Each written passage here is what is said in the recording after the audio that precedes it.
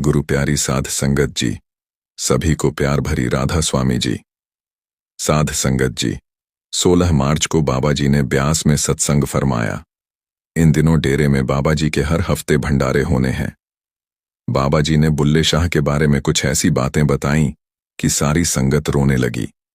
सत्संग के बाद एक बड़ी जरूरी साखी भी आपको इस वीडियो में सुनने को मिलेगी। आइए पहले सुनते हैं आज बाबा जी ने सत्संग में क्या समझाया। आज बाबा जी ने सत्संग में फरमाया। बाबा जी ने कहा, स्वामी जी हमें चेतावनी दे रहे हैं कि आज हमारी अवस्था क्या है। आज हम कह देते हैं कि हमारा तो मन नहीं लगता। मन कहाँ से लगेगा? हम सब मन के गुलाम हुए बैठे हैं, मन के इशारों पर नाच रहे हैं। बाबा जी ने समझाया, जन्मों की मैल चढ़ने के कारण आज मन अपनी असल अवस्था भूल गया है। फिर मन को हम काबू कैसे करें? बाबा जी बोले, कबीरा मन एक है, भावे कहाँ लागे भावे। गुरु की भक्ति करें, भावे विश्व कमाएं। बाबा जी ने समझाया, कबीर साहिब ने कहा है कि मन एक ही है। वही मन हमें मालिक की भक्ति में भी लगाता है और वही हमें दुनियावी खेल तमाशे में भी लगाता है। आज हमें नहीं पता कि मन को भक्ति में कैसे लगाएं, इसीलिए हम माथा टेक रहे हैं। आज हम मालिक से बस मांगते रहते हैं। एक चाहत पूरी होती है तो मन दूसरी चाहत करने लगता है। बाबा जी ने समझाया, पुराने समय में ऋषि मुनियों ने मन को काबू करने के लिए सांसारिक जीवन छोड़कर जंगलों पहाड़ों को चुना। सालों वहां रहकर मन को समझने की कोशिश की और मन को मालिक की भक्ति में लगाया। जब वापस आए तो मन फिर दुनियावी रंग तमाशे को देखकर भड़कने लगा। फिर एक सोच प्रचलित हुई कि मन जो मांगता है मन को देते चलो, एक दिन मन अपने आप संतुष्ट हो जाएगा। यह भी करके देख लिया, लेकिन मन की चाहत कभी पूरी ही नहीं हुई। बाबा जी ने एक बच्चे का उदाहरण देते हुए समझाया, बच्चे को कोई खाने की अच्छी चीज दे दो तो बच्चा बड़े शौक से उसे खा लेता है। उसका पेट भर जाता है, लेकिन उस चीज को खाने की नीयत नहीं भरती। बाबा जी ने कहा, यही हाल हमारे मन का है। आज मन को हम जितना ज्यादा देंगे उतनी मांग मन और करेगा। बाबा जी ने कहा, मन बड़ी जल्दी प्रभावित होता है।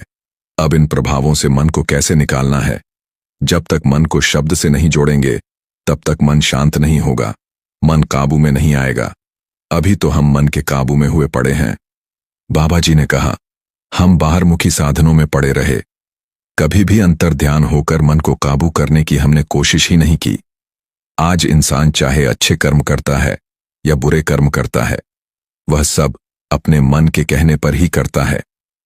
हुजूर जी कहते थे, जिसका मन उसके काबू में है तो मन से बड़ा दोष कोई दूसरा नहीं हो सकता, और अगर मन काबू में नहीं है तो इससे बड़ा दुश्मन भी कोई नहीं है। मन को काबू ना किया तो जैसे इस संसार में आए थे वैसे ही यहां से एक दिन चले जाएंगे। आज मन पर मैल की परत जमी पड़ी है। यह मैल कई जन्मों की है। बाबा जी बोले, मन मैला अंधा है कि साफ सुना हुआ। मन मोह माया में फंसा पड़ा है। मोह माया में दबकर इंसान अपने असल को भुला बैठा है। पता नहीं कितने जन्मों की मैल इकट्ठी करके हम घूम रहे हैं। आज इंसान मन की नौकरी कर रहा है। मन के कहने पर हम मालिक से मांगने लगते हैं। बाबा जी ने बर्तन का उदाहरण देते हुए समझाया, जब कोई हमें कहता है कि आपके घर का बर्तन साफ नहीं है तो हम बर्तन को धोने लगते हैं। जब धोते चले जाते हैं तो एक के बाद दूसरी मैल की परत और फिर तीसरी दिखाई देने लगती है। जब हम हिम्मत नहीं हारते और बर्तन को रगड़ते रहते हैं तो एक दिन बर्तन अपनी असल अवस्था में वापस आ जाता है। बाबा जी ने कहा, बर्तन की मैल तो पानी और साबुन से रगड़कर धो लेंगे तो वह उतर जाएगी, लेकिन मन पर छड़ी मैल नदियों तालाबों में नहाने से नहीं उतरने वाली। बाबा जी ने कहा, जब तक हम अपने मन को शब्द के साथ नहीं जोड़ेंगे, भजन सिमरन नहीं करेंगे, मन लगे या ना लगे, हर हाल में भजन बंदगी करेंगे, तो एक दिन मन के ऊपर छड़ी जन्मों की मैल साफ होने लगेगी और मन अपनी असल अवस्था में आ जाएगा। बाबा जी बोले, मन रे तू ज्योत स्वरूप है, अपना असल पहचान। बाबा जी ने लाला जी का उदाहरण देते हुए समझाया, जब हमारे कपड़े पर दाग लग जाता है तो हम उसे लाली के पास ले जाते हैं। लाली से कहते हैं कि इस पर गोरा रंग चढ़ा दे। जब गोरा रंग चढ़ जाता है तो कपड़े का दाग छुप जाता है। बाबा जी बोले, बाहरमुखी साधन इसीलिए दिए गए हैं कि एक माहौल बन सके, मन में नम्रता आ सके। लेकिन अगर हम सोचकर बैठे हैं कि बाहरमुखी साधनों से जुड़ने पर मन की मैल धुल जाएगी, तो यह हमारी सबसे बड़ी गलती है। कितने भी तीर्थ पर माथा टेक लो, गुरु के आगे या गुरु की फोटो के आगे माथा टेक लो, नदियों में नहा लो, लेकिन मन की मैल नहीं उतरने वाली। जब तक शब्द से नहीं जुड़ेंगे, तब तक मन पर चढ़ी मैल ज्यों की त्यों रहेगी। आगे बाबा जी ने समझाया कि हम मन के कहे में आकर मालिक से मांगते रहते हैं। मालिक ने तो पहले ही हमें सब कुछ दे दिया है। इंसानी जामा सबसे उत्तम जामा है, और मालिक ने हम पर दया करके हमें सबसे उत्तम जामे में भेज दिया है। लेकिन हम मन के बहकावे में आकर मालिक से दुनियावी चीजों की मांग करते हैं। मालिक ने हमें सबसे बड़ी ताकत, विवेक की ताकत दी है। हमें सोच समझकर आगे बढ़ना है। जब हम विवेक की ताकत का ठीक इस्तेमाल करेंगे, तभी हम अपने आप को इस जेल खाने से निकाल पाएंगे। बाबा जी ने कहा, हम सत्संग सुनने आते हैं, ग्रंथ पोथियां भी पढ़ते हैं, लेकिन हम उन बातों को अमल में नहीं लाते। इस वजह से दुनियावी चीजों के प्रभाव मन पर हावी हो जाते हैं और हम मन की गुलामी करने लगते हैं। आखिर में बाबा जी ने अगले सत्संग की तारीख बताई और राधा स्वामी बोलकर स्टेज से चले गए। संगत जी, आगे हम आपसे एक ऐसा अनुभव साझा करने जा रहे हैं जो मैंने स्वयं देखा और महसूस किया है। संगत ब्यास की चैनल के माध्यम से हम केवल उन्हीं बातों को आप तक पहुंचाते हैं जो सत्संगियों ने अपने जीवन में अनुभव की होती हैं। हमारा उद्देश्य सिर्फ यह है कि हम इन अनुभवों से कुछ सीख सकें, समझ सकें कि रूहानियत क्या है और इस मार्ग पर आगे बढ़ सकें। संगत जी, हाल ही में हमारे गांव में एक घटना घटी जो आपको जरूर सुननी चाहिए। हमारे गांव में एक सत्संगी बुजुर्ग का देहांत हो गया। उनकी उम्र लगभग 110 वर्ष रही होगी। संगत जी, वे बहुत बड़े महापुरुष थे और वर्षों पहले उन्हें नामदान प्राप्त हुआ था। वे सच्चे प्रेमी थे, खुले दिल के मालिक और बेझिझक हर बात कहते थे। किसी चीज का कोई भय नहीं था उन्हें। पूरे गांव में उनकी बहुत इज्जत थी क्योंकि वे बड़े कमाई वाले इंसान थे। उनकी हर बात को लोग मानते थे, उनके वचनों का पालन करते थे और सेवा में भी वे हमेशा आगे रहते थे। संगत जी, उनकी सेवा भावना इतनी गहरी थी कि उन्हें जत्थेदार बनाया गया था। वे अपने घर से पैदल ही गुरुद्वारे तक जाया करते थे, चाहे मौसम कैसा भी हो। उनकी सेवा में जो समर्पण था वह देखने लायक था। उनकी यही सेवा, भावना और समर्पण उन्हें सभी से अलग बनाते थे। पूरे गांव के लोग उनकी बातों को ध्यान से सुनते थे और उनका सम्मान करते थे। कोई भी उनकी आज्ञा की अवहेलना नहीं करता था, क्योंकि सभी जानते थे कि वे बहुत कमाई वाले महापुरुष थे। उनके 2 बेटे थे जिनकी अपनी अपनी दुकानें थीं। उन्होंने अपने बच्चों को भी बार बार समझाया कि नाम का सुमिरन करो, लेकिन उनके बेटे दुनिया और अपने बिजनेस में ही उलझे रहे। उनका ध्यान रूहानियत की ओर नहीं था। लेकिन संगत जी, जब बड़े बेटे पर जोर दिया गया तो उसने नाम ले लिया, मगर छोटा बेटा इन बातों पर ध्यान नहीं देता था। फिर वह समय आया जब यह महापुरुष अपने अंतिम सफर की ओर बढ़ रहे थे। संगत जी, वह महापुरुष अपने बिस्तर पर लेटे हुए थे। उनके घर पर पूरी संगत इकट्ठा हो गई थी। वहां मौजूद हर कोई भावुक था, क्योंकि सभी उनसे बेहद प्रेम करते थे। कुछ बच्चे भी थे जो उनकी हालत देखकर रो रहे थे। कुछ सत्संगी भी थे जिनकी आंखों में आंसू थे। तभी उन्होंने इशारा किया कि कोई भी रोए नहीं। उन्होंने अपने दोनों हाथ ऊपर उठाए और धीमी मगर दृढ़ आवाज में कहा, हंसो, रोना नहीं है। ये शब्द उन्होंने 2 बार दोहराए। फिर इशारों से समझाया कि उन्हें कोई भी रोता हुआ नहीं दिखना चाहिए। संगत जी, यह कहना आसान नहीं होता, लेकिन वे एक पहुंचे हुए महापुरुष थे। उनकी मृत्यु से लगभग 10 से 15 मिनट पहले उनकी आवाज बंद हो गई। वे अब बोल नहीं पा रहे थे, लेकिन फिर भी इशारों से सब कुछ समझा रहे थे। उन्होंने फिर से इशारे में कहा, हंसो, कोई भी रोता हुआ नहीं दिखना चाहिए। उनकी इस बात को मानकर कुछ सत्संगी सच में हंसने लगे। और संगत जी, उनका चेहरा देखिए, एक अद्भुत मुस्कान थी वहां। उनकी खुशी का कोई ठिकाना नहीं था। वे बहुत प्रसन्न लग रहे थे और संगत को भी खुश रहने के लिए कह रहे थे। संगत जी, ऐसी बात वही कह सकता है जो इस मार्ग में ऊंचे मुकाम पर पहुंचा हुआ हो। अब आप खुद देख सकते हैं कि बिना गुरु के लोगों की मृत्यु कैसे होती है। उन्हें पता भी नहीं चलता कि वे आज सोए हैं और कल उठेंगे भी या नहीं। लेकिन संगत जी, जो सतगुरु के प्यारे होते हैं, जिन पर नाम की बख्शीश होती है, उन्हें पहले से ही पता चल जाता है कि कब जाना है। वे पहले ही अपनी तैयारी कर लेते हैं। इसी तरह उस महापुरुष को भी पहले से मालूम था कि सतगुरु उन्हें लेने आने वाले हैं। उन अंतिम 10-15 मिनटों में वे सभी को भजन सुमिरन करने के लिए कह रहे थे। जो लोग रो रहे थे, उन्हें हंसने के लिए कह रहे थे। संगत जी, उस समय उनके कमरे में कई लोग मौजूद थे। संगत जी, उस महापुरुष ने अपने बड़े बेटे को इशारे से बुलाया और कहा, जिन्हें सतगुरु से नाम की बख्शीश मिल चुकी है, केवल वही मेरे पास रहें। बाकी सबको कमरे से बाहर भेज दो। फिर उन्होंने दोबारा इशारा किया, जो भी नाम से वंचित है, चाहे वह कोई भी हो, उसे बाहर निकाल दो। संगत जी, उनकी आज्ञा का पालन किया गया। केवल वही लोग कमरे में रहे जिन्हें नाम की बख्शीश मिल चुकी थी। बाकी सभी को बाहर भेज दिया गया। उसी समय उनका छोटा बेटा भी कमरे में आ गया। उन्होंने अपने छोटे बेटे को देखा और इशारे से पूछा, क्या तुझे नाम मिल चुका है? उसने जवाब दिया, नहीं। तब उन्होंने फिर इशारे से कहा, बाहर चले जाओ। संगत जी, पहले तो किसी को समझ में नहीं आया कि वे ऐसा क्यों कह रहे हैं, लेकिन कुछ देर बाद सत्संगियों के अनुभवों से यह पता चला कि जब किसी सत्संगी की मृत्यु का समय आता है तो सतगुरु स्वयं उसे लेने आते हैं। उस समय जाते हुए व्यक्ति को यह स्पष्ट दिखाई देने लगता है कि किन लोगों पर गुरु का हाथ है। संगत जी, यही कारण है कि अंतिम क्षणों में उन्हें वही लोग अच्छे लगते हैं जो गुरु से जुड़े होते हैं। जो नाम के अधिकारी होते हैं, उन्हीं की संगत उस समय अच्छी लगती है। यही कारण है कि उन्होंने कहा था कि केवल नामदान प्राप्त लोग उनके पास रहें।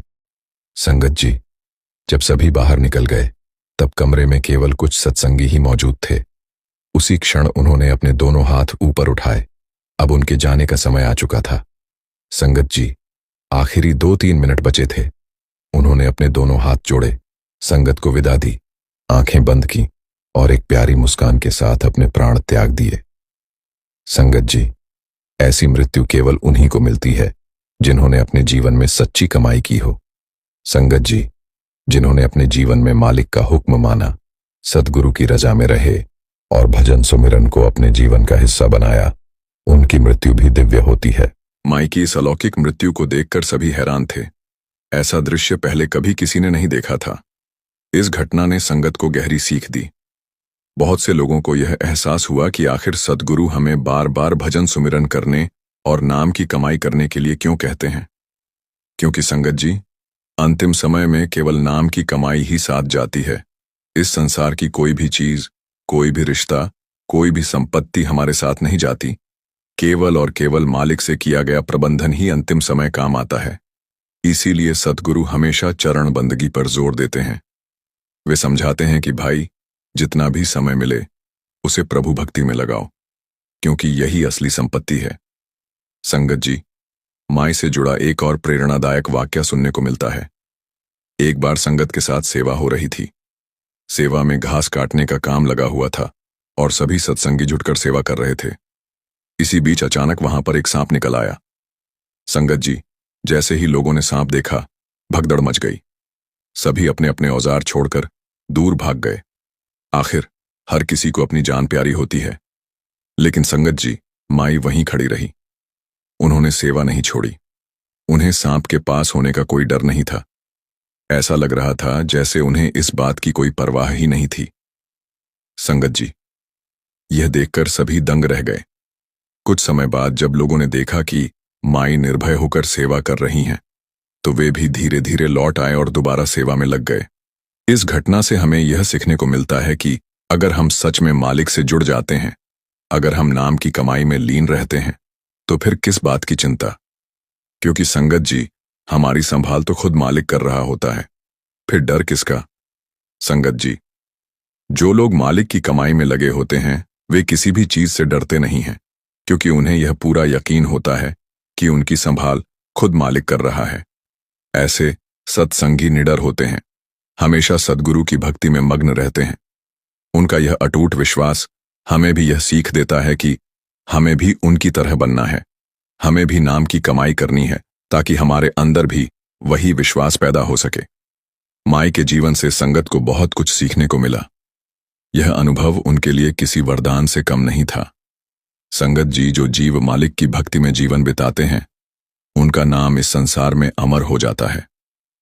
जो लोग सच्चे मन से बंदगी करते हैं, पूरी श्रद्धा से भजन सुमिरन करते हैं, उनका प्रभाव इतना गहरा होता है कि उनके जाने के बाद भी लोग उन्हें याद करते हैं।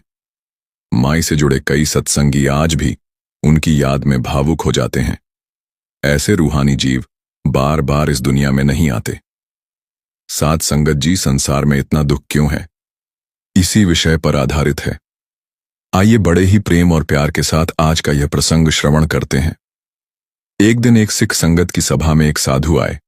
संत उस समय गुरबाणी सुना रहे थे और ये समझा रहे थे कि किस तरह जीवन दुखों से भरा हुआ है। जब सभा समाप्त हुई तो साधु संत के पास आए और बोले, गुरु नानक देव जी ने जो शब्द कहे हैं, नानक दुखिया सब संसार, यह अति उपमा अलंकार है। जैसे हम कभी कभी कह देते हैं कि तुम्हारे दांत इतने चमक रहे हैं जैसे कीमती मोती चमक रहे हों, ठीक वैसे ही यह केवल एक अतिशयोक्ति है। साधु आगे बोले, ऐसा कैसे हो सकता है? क्या संसार में कहीं भी सुख नहीं है? कोई सुख नहीं है, कोई खुशी नहीं है। यह शब्द सच नहीं लगते। ये सुनकर ज्ञानी जी ने उत्तर दिया, नानक दुखिया सब संसार। हे महापुरुष, आप ज्ञानी और चिंतक हैं, लेकिन इस सत्य को कैसे नकार सकते हैं? ये सुनकर साधु बोले, यही तो मैं कह रहा हूं, यह जो शब्द हैं, ये सच नहीं।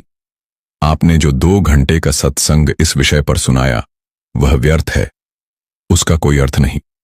संत जी को इस बात का बुरा नहीं लगा कि साधु ने उनसे इस तरह कहा, लेकिन उन्हें इस बात का दुख हुआ कि साधु ने सद्गुरु नानक की वाणी को गलत ठहराया। इसके बाद ज्ञानी जी बोले, मैं अभी यही कह रहा हूं कि जो शब्द सद्गुरु ने कहे हैं, नानक दुखिया सब संसार, यह अति उपमा अलंकार नहीं है, बल्कि यह शब्द सत्य है।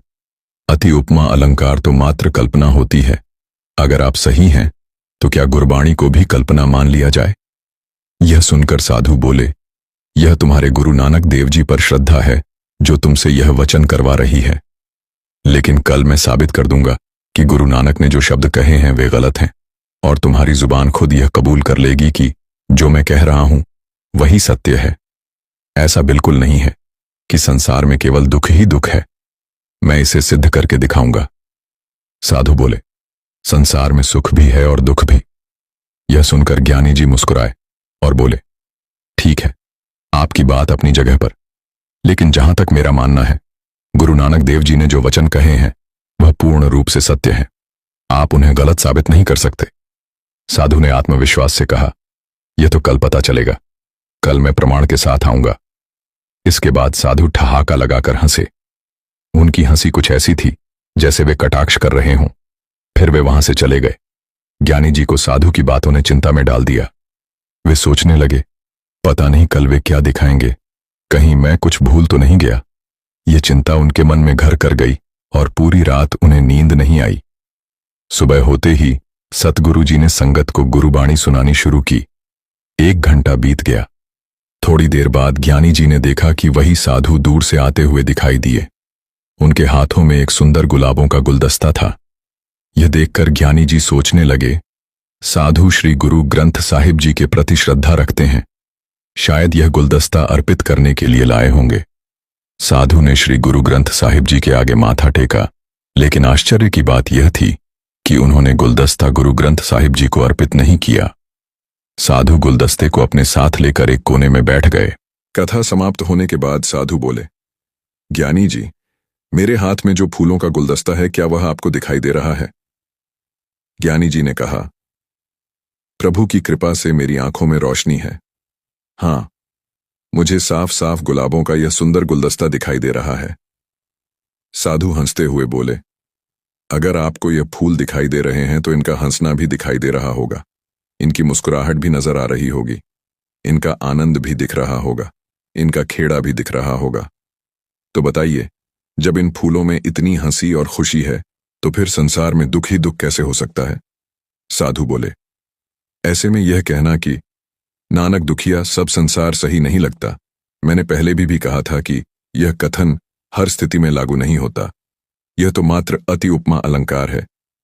यह सुनकर संत जी का मन हल्का हो गया।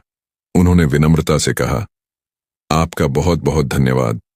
आपने मुझे इस हास्य और आनंद के दर्शन करवाए। आपने जो कहा था वह करके दिखाया।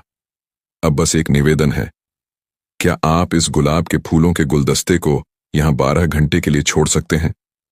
इसके बारे में हम आगे चर्चा 12 घंटे बाद करेंगे। साधु आश्चर्य से बोले, क्या कह रहे हो? ये तो गर्मियों के दिन है। 12 घंटे बाद यह फूल तो मुरझा जाएंगे, सड़ जाएंगे। ज्ञानी जी ने तुरंत उत्तर दिया, तो क्या मुरझाना इस गुलदस्ते का स्वभाव नहीं है? क्या यह भी इसी आनंद का हिस्सा नहीं है? जैसे यह खिला है वैसे ही यह मुरझाया। जैसे जीवन आया है वैसे ही मृत्यु भी आएगी। जो कुरूपता है वह इसी सौंदर्य से निकलेगी। जो समाधि है वह इसी जीवन का अंग है। यह सुनते ही साधु निरुत्तर हो गया। उसके मुख से अनायास ही निकल पड़ा, ज्ञानी जी, अब मुझे गुरु नानक देव जी के वचनों का सही अर्थ समझ आ गया है। मैं अपनी कही हुई बात वापस लेता हूं। नानक दुखिया सब संसार, यह सच है। उन्होंने गहरी सांस लेते हुए कहा, मूर्ख का दुखी होना स्वाभाविक है, लेकिन समझदार भी दुखी है। गरीब का दुखी होना स्वाभाविक है, लेकिन अमीर भी दुखी है। तब फिर सुख कहां है? साधु आगे बोले, महापुरुष कहते हैं कि निर्धन उतना दुखी नहीं जितना धनवान दुखी है। मूर्ख उतना दुखी नहीं जितना समझदार दुखी है। मूर्ख दुखी नहीं क्योंकि उसे अपनी भूल का एहसास नहीं होता, लेकिन समझदार अपनी गलतियों को पहचान लेता है और इसी कारण दुखी होता है। कमजोर भी दुखी है और ताकतवर भी। निर्बल भी दुखी है और बलवान भी। कुरूप भी दुखी है और बड़ा भी। यह सब इसलिए हो रहा है क्योंकि इंसान संतुष्ट नहीं है। गरीब अमीर बनना चाहता है और अमीर और ज्यादा अमीर। कमजोर ताकतवर बनना चाहता है और ताकतवर और अधिक शक्ति चाहता है। कुरूप सुंदर बनना चाहता है और सुंदर और अधिक सुंदर दिखना चाहता है।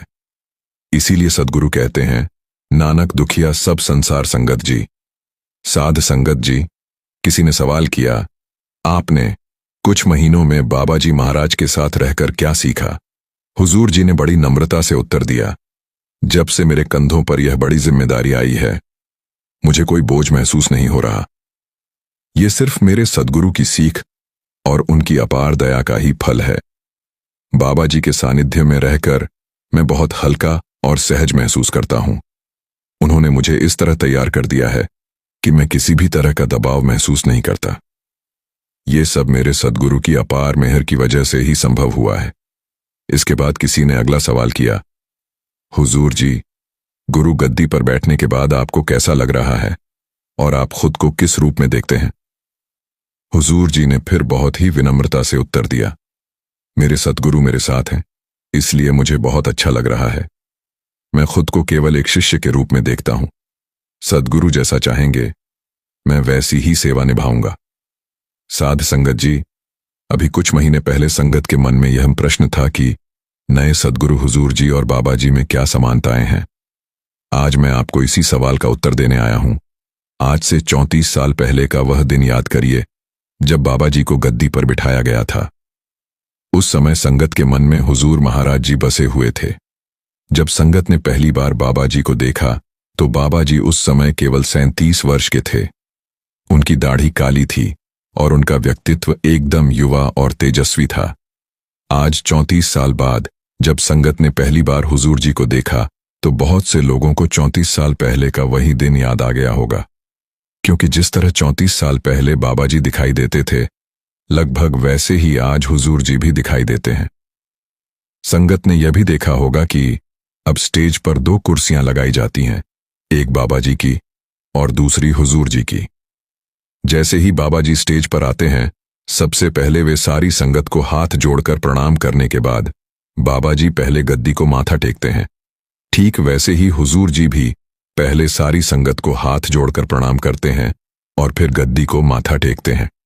कई बार बाबा जी संगत और सेवादारों को दर्शन देने के लिए पैदल चलते हैं और कभी कभी बाबा जी हुजूर जी को यह जिम्मेदारी सौंपते हैं कि वे अकेले जाकर जत्थे को दर्शन दें। हुजूर जी का चलने का अंदाज, संगत से मिलने का तरीका और दर्शन देने की शैली सब कुछ बाबा जी जैसा ही प्रतीत होता है। ऐसा लगता है मानो 34 साल पहले का वही दौर फिर से लौट आया हो। बाबा जी और हुजूर जी को एक साथ देखकर ऐसा अनुभव होता है जैसे मालिक दो अलग अलग शरीरों में विराजमान हैं। अब हुजूर जी को बाबा जी ने नामदान देने की जिम्मेदारी भी सौंप दी है। संगत जी, आइए अब बाबा जी और हुजूर जी के स्वभाव की बात करें। आपने कई बार सुना होगा कि जब हुजूर महाराज जी कहते थे, मेरे कहने पर तो तुम भजन सुमिरन नहीं करते, अगली सरकार डंडे वाली आएगी तब तुम सब भजन सुमिरन करोगे। हुजूर महाराज जी की यह बात बिल्कुल सही भी है। बाबा जी संगत को प्रेम से समझाते हैं, लेकिन जहां जरूरत होती है वहां वे सख्त भी हो जाते हैं।